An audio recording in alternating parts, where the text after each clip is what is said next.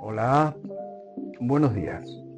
Vamos a realizar hoy un circuito automatizado relativamente simple, pero que nos puede ayudar bastante en algunas cuestiones de la vida diaria del profesional que está lidiando con cuestiones eléctricas. Estamos hablando de electricidad industrial, no doméstica, pero que también tenemos que dominar estas cuestiones, pues a veces se nos plantean problemas que tenemos que resolver, y estas pequeñas presentaciones a mí me sirvieron mucho cuando enseñaba estos temas, y espero que a más de uno les sirva. En este caso tenemos un determinado proceso industrial cualquiera y disponemos de dos generadores de 15 kilovatios cada uno. Generadores, sabemos todos que son máquinas para generar electricidad en sitios donde no se dispone de la red que comúnmente utilizamos. Puede ser una obra, puede ser cualquier tipo de campamento o alguna historia de esa donde no haya alimentación y hay que tener pues generadores. Y luego tenemos también pues motores, puede ser una bomba de agua, puede ser otro tipo de motor que a veces necesitamos poner en marcha y que consumen una potencia considerable. En este caso los dos generadores van a alimentar tres motores, ¿vale? Ya la imaginación es libre, podemos poner los motores los que queramos. Los vamos a llamar A, B y C, y estos motores corresponden a potencias de 5, 10 y 15 kilovatios respectivamente, los cuales pues no funcionan siempre juntos. Si estuvieran juntos pues no haría falta ningún automatismo, sino pondríamos directamente los dos generadores y ya está, porque si nos fijamos la suma de los tres motores son 30 kilovatios y la suma de los dos generadores son 30 kilovatios. Pero como no están siempre funcionando, tenemos que alternar y poner algún tipo de automatismo que los ponga en marcha cuando se necesite. En este caso vamos a seguir el procedimiento de la lógica cableada en este caso, y tenemos que elaborar primero la tabla de la verdad de la función de los dos generadores, G1 y G2, que lo llamamos a los generadores. La función lógica en su primera forma canónica, que recordemos que la primera forma canónica sería la suma de productos obtenidos de esa tabla de verdad. Ahora lo vamos a ver. La expresión algebraica simplificada obtenida mediante mapa de Carnot. Quiere decir que una vez que obtengamos esa expresión algebraica, pues la tenemos que simplificar porque es bastante extensa, y cuando la vayamos a transformar en contactos tangibles, pues va a ser muchos contactos y mucho pulsador que no es necesario. También, una vez que tengamos la expresión y la tengamos clara, pues ya realizamos el circuito eléctrico que corresponde a la ecuación lógica. Aquí podemos ver un esquema un poco simple del funcionamiento que se busca en este tipo de automatismo. Tenemos por un lado los tres motores, el autómata que lo vamos a programar nosotros, vamos a pensarlo y a construirlo, porque esto no viene bajo pedido. Realmente el autómata hay que programarlo.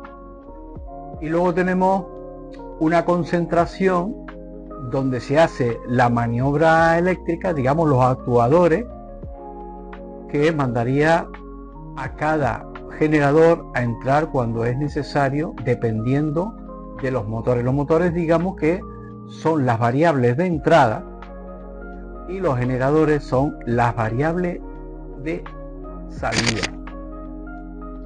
En este caso tenemos aquí lo que es la tabla de verdad, que significa que podemos ver mediante esta tabla las combinaciones posibles que se pueden hacer entre las tres entradas.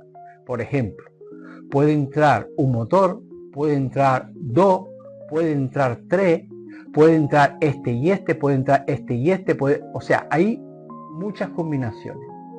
¿Cómo sabemos cuántas combinaciones tenemos que preparar en la tabla de verdad? Bueno, pues sabiendo que el sistema binario no tiene sino un 0 y un 1, esas dos posibilidades, 0 y 1, la tenemos que elevar por las variables que tenemos en la entrada. 2 elevado a 3, que en este caso pues tenemos estas 8 variables, estas 8 tipos de combinaciones posibles. Estas 3 variables serían las entradas, las combinaciones, las que van, digamos, a supeditar a las salidas para que funcionen de una manera o de otra. En este caso podemos ver que en el sistema binario podemos reconocer aquí el 0, el 1, el 2, el 3, el 4, el 5, el 6 y el 7. Estos son del 0 al 7 en el sistema binario, son 8 combinaciones.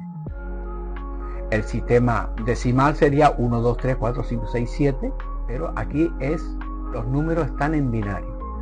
Para el que no quiera liarse mucho, la tabla de verdad, se fijan que en el lado de la izquierda es 0, 1, 0, 1, 0, 1, 0, 1, siempre 0, 1.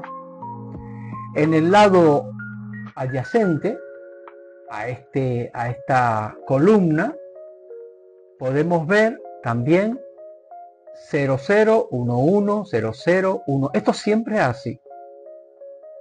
Y en el tercer supuesto tenemos 4, 0, 4, 1 y así sigue hasta las combinaciones que se hagan posibles.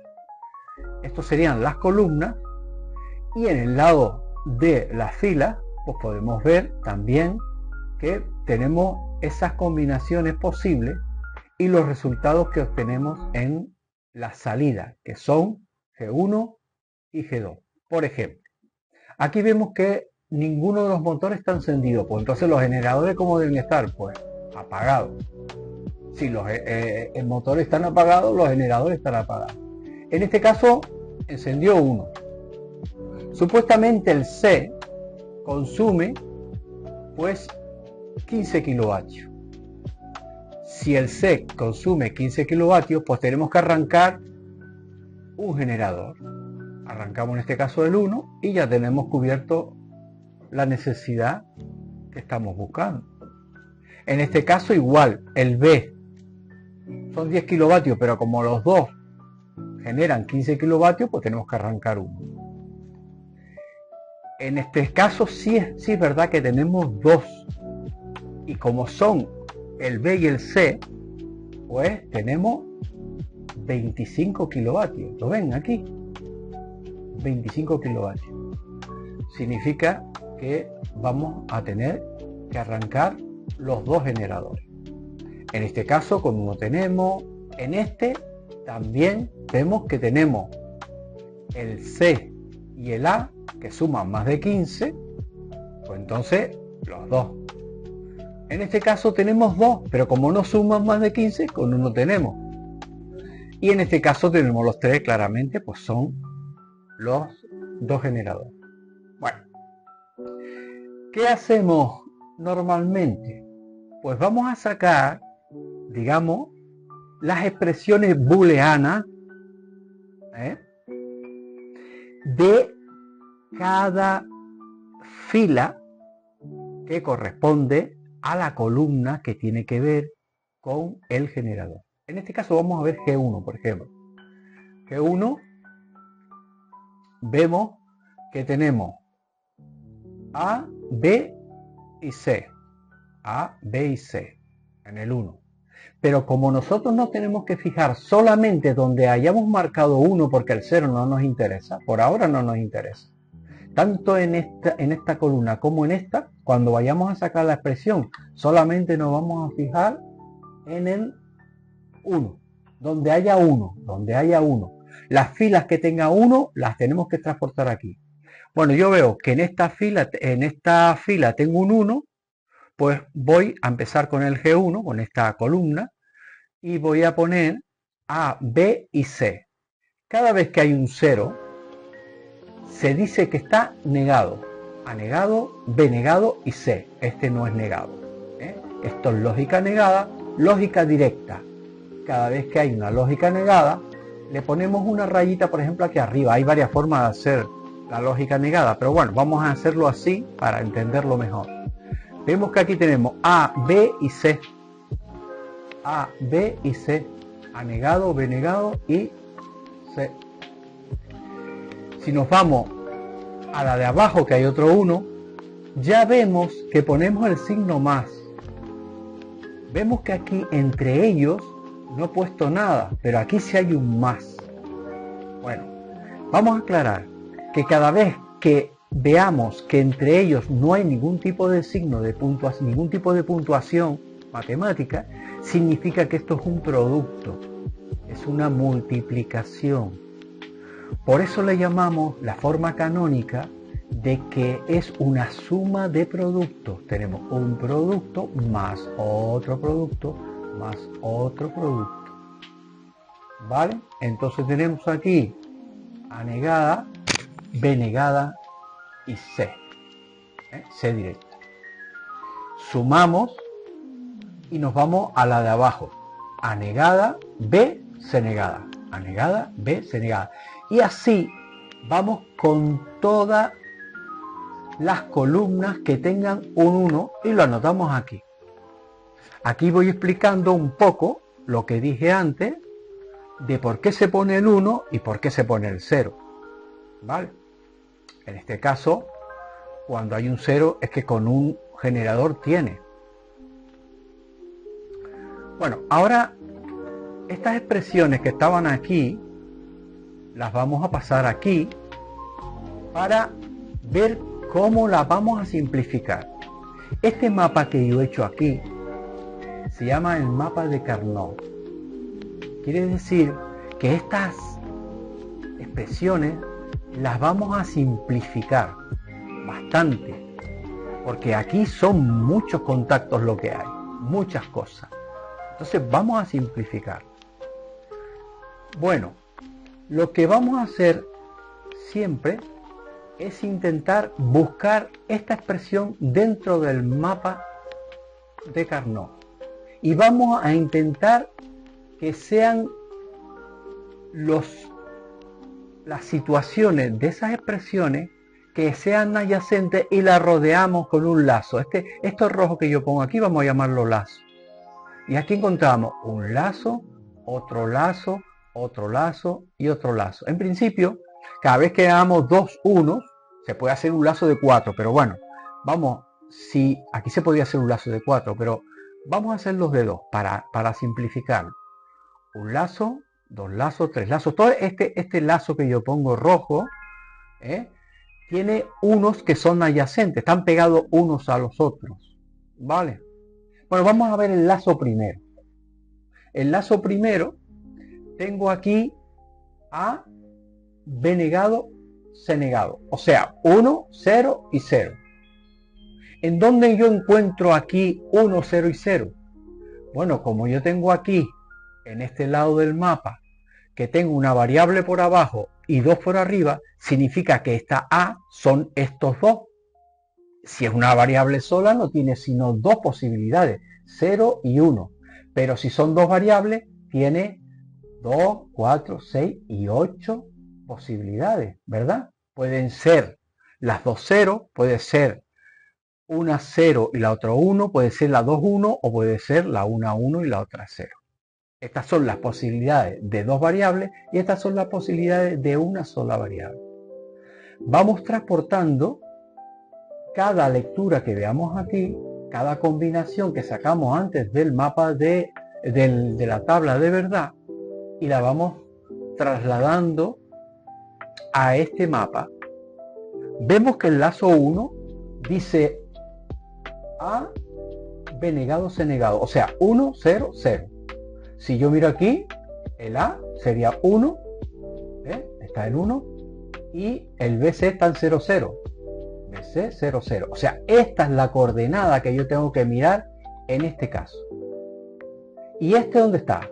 Pues veo que tiene A, B negada, C. O sea, 1, 0, 1. Si yo vengo aquí 1 y aquí tengo 0, 1, esta es la coordenada. Ya tengo un lazo aquí perfectamente reconocido. ¿Vale? Repetimos de nuevo. A, B negado, C negado. 0, 1, 1. Perdón, 1, 0, 0. 1, 0, 0. Marcamos aquí. Si nos vamos al otro lazo, vemos que es 1, 0, 1. 1, 0, 1. Este es el lazo que me interesa. Vale. Como podemos ver aquí, yo he tachado dos de las variables porque resulta que en una está negada y en la otra no está negada. Eso quiere decir que en un circuito cualquiera no puede ser que cuando yo accione un interruptor se cierre y se abra a la vez, porque es imposible. O está abierto o está cerrado, pero no puede ser que se cierra y se abre a la vez. De manera que yo en el álgebra de Boole lo que hago es eliminar las que son en un lado negadas y las que el otro son, digamos, directas.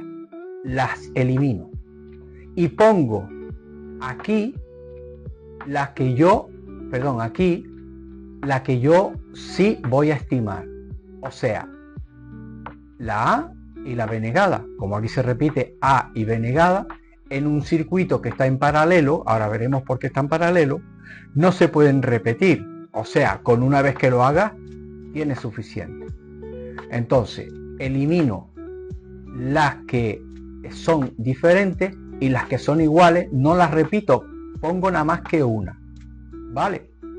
Entonces, como veo que aquí, en este caso, tengo A y B negada, en este caso he hecho lo mismo, eliminar las que son diferentes y me da el resultado de BC, A, B negada y C. Lo que hago es que saco el factor común de aquí. ¿Cuál es la que se repite aquí? Pues B. Y la pongo como factor común delante. Y la otra la pongo entre paréntesis y sumada. ¿Por qué? Porque están sumadas. Estas están sumadas. Entre ellas se suman. Cada vez que vemos que hay una suma, significa que es un circuito que va a estar en paralelo. Esto es una serie y dentro de la serie está en paralelo. Digamos que es una multiplicación. Este multiplica a este conjunto, pero este en conjunto también en sí está sumando. Quiere decir que yo tengo aquí un circuito que es serie paralelo.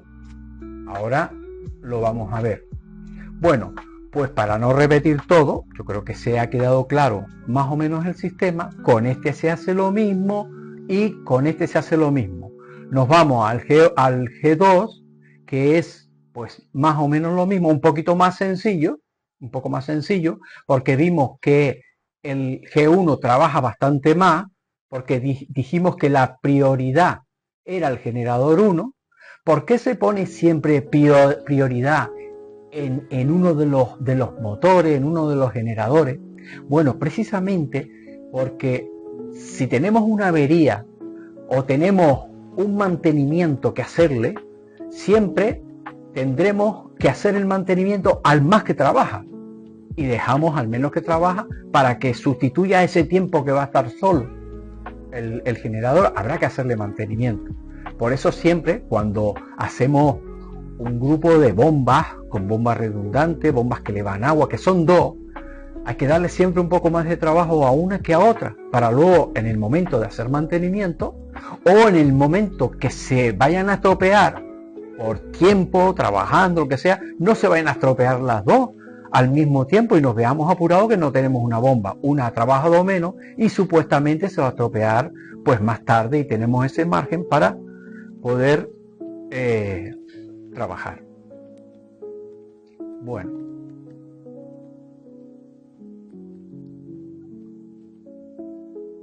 Bueno, en este caso ya podemos ver los resultados que hemos tenido y es bastante, se ha simplificado bastante, ¿verdad? O sea, aquí tenemos el generador 1, la expresión que sale A más C más B. O sea, es simple. Cuando los tres están pidiendo, entra G1. Eso está más claro que el agua. Bueno, y el G2 va a entrar cuando el producto de C y la suma de A más B pues se cumplan. Si nos vamos a un circuito eléctrico salido de la lógica correspondiente, vemos que aquí he puesto la expresión y aquí el circuito eléctrico que yo mismo hice con el simulador eléctrico. Bueno, podemos ver que G1, que es este contactor, que es el que va a dar paso de la corriente del generador hacia el motor o motores que se pongan en marcha, vemos que tenemos A más C o más B.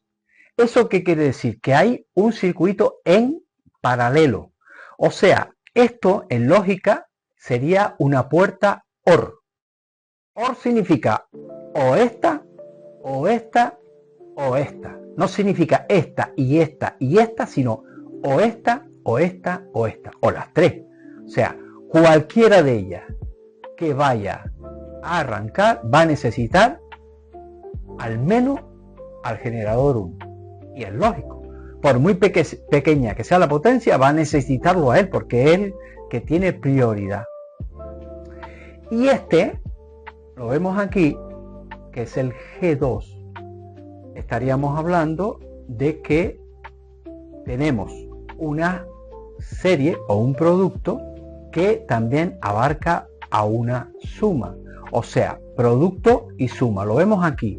Es un producto en total, una multiplicación que multiplica a una variable por las otras dos que están en paralelo. Quiere decir que si yo cierro esta, también tendré que tener en cuenta que una de las dos tenga que ponerse en marcha para poder poner a G2, si no con esta tendríamos. O sea, esta va a arrancar cuando arranque la C, pero también arranque o esta o esta.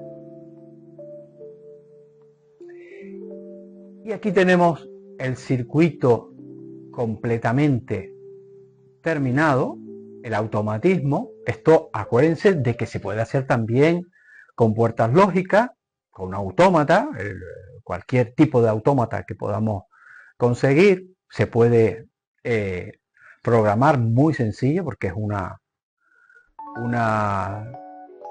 automatismo bastante sencillo. Aquí podemos ver los tres motores. No son los motores, son las luces que dicen que el motor está encendido, porque ya veremos que lo que importa aquí son los contactores que son los que van a entrar a los motores, pero tenemos que tener, digamos, una señalización de cuando el motor está en marcha, un piloto. Y aquí vemos otra vez lo que hemos obtenido de las expresiones booleanas de la antigua tabla de verdad del mapa de Carnot que hemos utilizado para simplificar este circuito. Aquí también podemos decir que este es el circuito de maniobra o de mando. Circuito de maniobra o de mando. Esto está siempre alimentado con tensión monofásica. Aquí podemos ver el diferencial y el magnetotérmico que protegen, digamos, a todo este circuito de maniobra.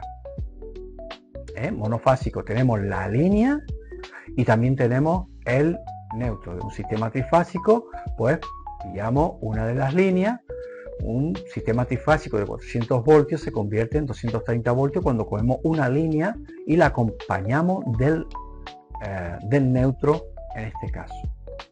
Y aquí podemos ver el esquema de fuerza.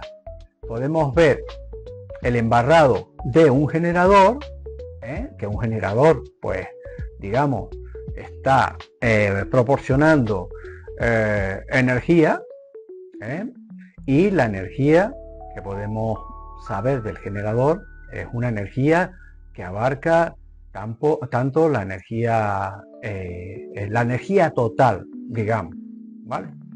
Tenemos energía total o energía aparente, de las cuales podemos ver que se produce también la energía reactiva, pues para los devanados eléctricos, la potencia activa también, que es la que hace realmente mover al motor. O sea que aquí nosotros no tenemos kilovatios realmente, tenemos kilovoltiamperios, que serían la potencia total.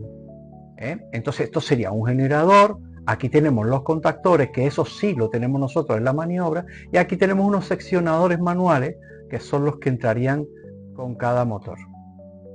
Y aquí pues tenemos un simulador más realista, que eso pues lo hago yo en el PC Simu, y que ahora vamos a intentar ver cómo se simula. Bien, aquí tenemos la simulación. Por un lado tenemos el esquema eléctrico con la parte de maniobra o mando, la parte de fuerza.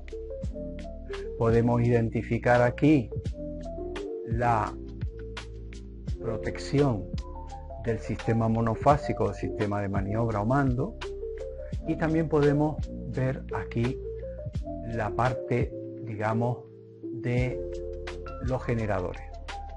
No he puesto ningún tipo de protección porque supuestamente está dentro del generador y para no estar sobrecargando el esquema, pero sabemos que dentro del generador pues tenemos sus protecciones de tipo magnetotérmica, para tipo disyuntor, para sobrecarga, sobreintensidad, y para la protección de contactos indirectos de las personas también, ¿vale?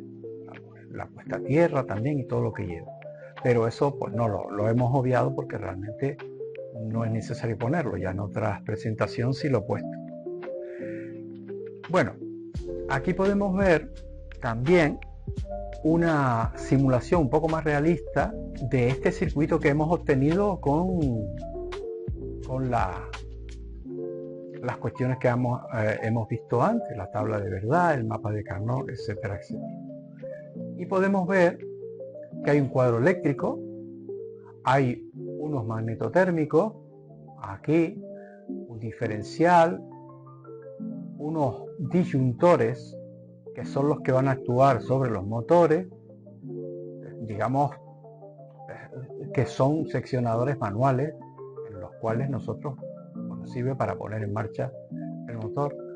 Tenemos los contactores, que estos son los que van a dar paso a los motores, y vamos a ver cómo funcionan. Tenemos los motores aquí. Hemos simulado un embarrado donde recoge la corriente o la energía que viene de cada generador y cómo se van a comportar los motores. Esto digamos que es algo simbólico, es digamos un diagrama de evolución. Bueno, vamos a poner en marcha el simulador. En otros vídeos voy a explicar también siempre cómo se hace el circuito, cómo se trabaja. Aquí está todo terminado porque esto es un vídeo rápido. En otros voy a ir paso a paso de cómo se convierte esas expresiones a los interruptores, cómo se utilizan los contactores, las bobinas, cómo se ponen las lámparas, cómo se conecta, cómo se comprueba. Y aquí también voy a explicar cómo se hace, cómo me hice yo este cuadro, cómo lo hice, porque esto no viene con el PCSIMU. O este generador, ¿cómo lo hice? Bueno, pues ya explico yo los trucos, como lo que hago yo para que sea muy realista. Estos motores sí vienen, pero esto no viene, ni estos marcadores que trae aquí, el amperímetro, el frecuencímetro, el voltímetro, no viene nada de esto. Este contactor, ¿cómo se comporta? El PCSIMU trae algún tipo de contactor, pero esto lo hice yo. Pues ya yo enseño cómo se hace para que todo el mundo tenga un montón de material más para hacer simulaciones un poco más realistas. Bueno, vamos a ponerlo en marcha. Para poner en marcha el CADESIMU, pues le damos aquí y ya está puesta la simulación. Lo que se hace con el CADESIMU realmente es poner una pequeña lista con las entradas y las salidas para poder conectarse con el PCSIMU. En otro momento también explico despacito cómo se hace. Y ahora vamos a poner en marcha también el simulador, el PCSIMU. Le damos a este icono que hay aquí y lo ponemos en marcha. Bueno, supuestamente cuando yo subo el diferencial y el magnetotérmico, aquí se debería cerrar porque están conectados. Entonces vamos a subir el diferencial y efectivamente vemos que se ha cerrado el diferencial. Si le doy al magnetotérmico, también se sube el magnetotérmico, o sea, sube y baja a voluntad. ¿Ves? Está bastante bien porque podemos comprobar cualquier circuito que hagamos antes de hacerlo en la realidad, antes de meternos a hacer presupuestos al cliente, antes de meternos a comprar, tal. Nos sentamos, lo hacemos, lo probamos, lo simulamos y cuando estemos seguros ya vamos y compramos el material o pasamos el presupuesto al cliente. Esto está fantástico para probar y para no estar comprando y gastando dinero y luego me equivoqué con esto o le hacemos pagar al cliente cosas que no tiene que pagar. Bueno, como ya tenemos en marcha, digamos, el circuito de mando, vamos a poner también en marcha, digamos, uno de los motores, a ver qué es lo que sucede con los generadores. Vamos a arrancar, por ejemplo, este de 5 kilovatios. Si lo arrancamos, sabemos que actuamos sobre este seccionador y él va a demandar que entre uno de ellos. ¿Cuál dijimos que era el prioritario? El G1. Entonces vamos a darle. Le damos y efectivamente se arranca G1, me marca que está encendido, el G1 está girando y, perdón, el motor de 5 kilovatios está girando y el generador eléctrico se encendió. Si lo apago porque no quiero, es una bomba de agua pero ya terminé con él, pues se apaga todo y se acabó. Volvemos a encenderlo y vuelve a encender. Vamos a suponer que aparte necesitamos otro motor más. En la obra que estamos trabajando necesitamos, yo qué sé, el motor de una grúa, por ejemplo, para levantar un peso. Lo ponemos en marcha. Ya vemos que hay 15 kilovatios, pero vemos que hay solamente uno arrancado, claro, porque es que cada uno tiene esa potencia. Vamos a hablar de potencia activa, pero sabemos que los generadores no tienen solamente potencia activa, tienen potencia potencia total, digamos. Pero lo que está claro es que con dos motores, como no sobrepasa los 15 kilovatios, con un generador que genera esos 15 kilovatios de potencia activa, tenemos suficiente. Si lo paramos, pues sigue en marcha el mismo porque son 5 kilovatios. Vamos a arrancar solamente uno de 15 kilovatios. Bueno, como el prioritario era el primero, el motor es 15 kilovatios, pero arranca solamente el contactor 1. ¿Ves? Ahora, si arrancamos aunque sea el pequeño de los motores, como hay uno de 15 kilovatios, inmediatamente arranca el otro generador. O sea, ya tenemos dos generadores funcionando. O sea, se cumple lo que nosotros pedíamos en el automatismo. Y si ponemos un tercero, pues igual. ¿Vale? Esto se puede complicar un montón, se pueden hacer un montón de cosas. Este es muy simple para que se entienda que si nosotros pretendemos hacer un circuito de esto, nada más cuando el cliente nos diga, mira que yo tengo dos generadores y tengo esto, a ver cómo... Y no vale de nada ponerte ahí toda la noche con un papel y un bolígrafo a intentar sacarlo porque se te puede hacer la madrugada. O sea, hay que intentar utilizar las herramientas, los métodos que hay. Por ejemplo, el que vimos antes, la tabla, de verdad que por ahí la lógica nos ayuda un montón. Y esto es muy sencillo, pero hay otros que ya enseño más adelante, bastante más complicados.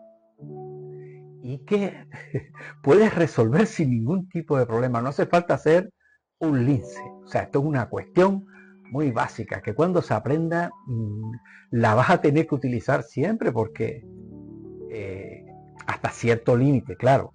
¿Por qué? Porque, digamos, depende un poco de las variables. Cuando son muchas variables de entrada, porque hay que separar los circuitos, pero vamos, sabiendo la base, se puede hacer muchas cosas. Bueno, pues yo me despido. Hasta otro vídeo, espero que le haya gustado, que le haya servido, sobre todo para la gente que trabaja y que no conoce este sistema, que creo que se conoce bastante, pero bueno, hay gente que está empezando y que le gustaría.